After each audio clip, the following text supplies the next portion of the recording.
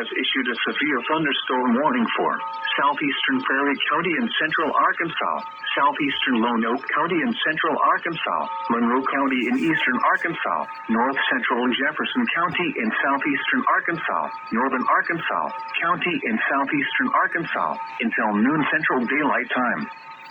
At 11:22 a.m., severe thunderstorms were located along a line extending from near Parker's Corner to Brummett to near Alfheimer, moving east at 60 miles per hour.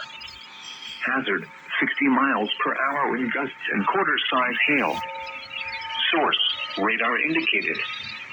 Impact, hail damage to vehicles is expected. Expect wind damage to roofs, siding, and trees. Locations impacted include Stuttgart, Clarendon, Alfheimer, Holly Grove, Humphrey, Almira, St. Charles, Ulm, Rowe, Pepper's Landing, Brummett, Parker's Corner, Palmer, Stuttgart Municipal Airport, DeWitt, Warbanica, Blackton, Aberdeen, Slovak, Almira Airport.